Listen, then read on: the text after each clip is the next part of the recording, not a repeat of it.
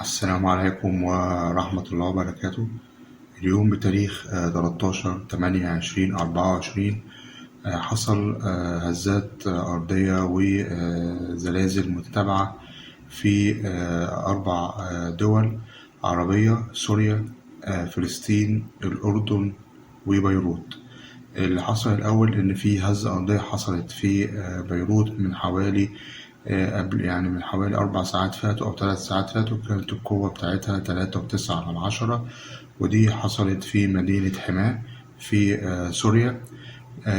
وبعديها بحوالي بساعتين حصل هزة أرضية في سوريا برضو بقوة 3.5، برضو في مدينة حمص وحماة. بعديها بقى حصل زلزال بقوة 5.4، وده قوي شوية، ودي حصل في مدينة السلمية السورية، وحصل في بعض المناطق في بيروت، وبعض المناطق في فلسطين، وبعض المناطق في الأردن. فندعو الله سبحانه وتعالى أن ربنا يسترها على إخواتنا في سوريا وفي فلسطين وفي بيروت وفي الأردن. الهزات الأرضية كانت متتابعة، وخاصة في سوريا اليوم، وقبلها كان حصل زلزال في تركيا. طبعا تركيا كان جنب سوريا، لكن ما كانش بقوة جامدة. لكن بعدها بشوية الهزة الأرضية اللي حصلت في سوريا دي كانت قوية، وكانت بدرجة 5.4.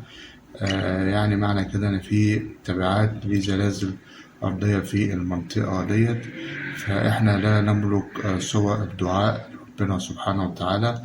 فنقول كده مع بعض دعاء الزلازل: اللهم إنك أنت الله، لا إله إلا أنت الغني ونحن الفقراء، نحن عبيدك بنو عبيدك، نواصينا بيدك، ماضي فينا حكمك، عدل فينا قضاءك، لا ملجأ ولا منجا منك إلا إليك. اللهم ادفع عنا البلاء والبراكين والزلازل والمحن. اللهم ادفع عنا البلاء والبراكين والزلازل والمحن. اللهم ادفع عنا البلاء والبراكين والزلازل والمحن وجميع الفتن ما ظهر منها وما بطن. اللهم نستودع جميع المسلمين والمسلمات في بلاد المسلمين. اللهم إني أستودعك جميع المسلمين والمسلمات في بلاد المسلمين يا رب العالمين. اللهم اغفر ذنوبنا يا رب العالمين. اللهم اغفر ذنوبنا يا رب العالمين، ولو ابعد عنا شر البلاء يا رب العالمين. ده دعاء الزلازل والهزات الأرضية. يا ريت نقوله دايما. لا قدر الله، لا قدر الله، لا قدر الله حصل أي هزة أرضية أو أي توابع لهزات أرضية، فيا ريت نقول هذا الدعاء، لأن احنا دي يعني ظواهر طبيعية، ونحن لا نملك سوى الدعاء. اللهم إني أسألك العفو والعافية في الدنيا والآخرة يا رب العالمين. اللهم وسع رحمتك يا أرحم الراحمين. اللهم ارحم ضعفنا وفرج همنا واجبر كسرنا وآمن خوفنا، آمين يا رب العالمين. احنا لا نملك سوى الدعاء لربنا سبحانه وتعالى، ربنا يرحمنا برحمته الواسعة. دي كانت نبذة مختصرة عن الهزات الأرضية أو الزلازل اللي كان لها توابع النهاردة في 4 دول عربية، وهي سوريا والأردن وفلسطين وبيروت.